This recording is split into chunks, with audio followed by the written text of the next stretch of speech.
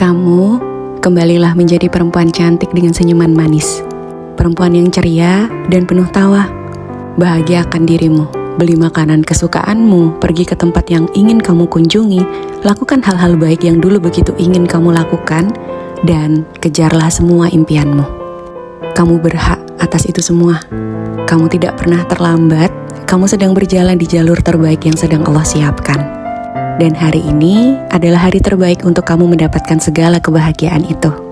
Karena bahagiamu bukan tentang dengan siapa dan apa yang terjadi dalam hidupmu saat ini, tapi tentang bagaimana kamu memaknai setiap kejadian yang sedang kamu hadapi saat ini.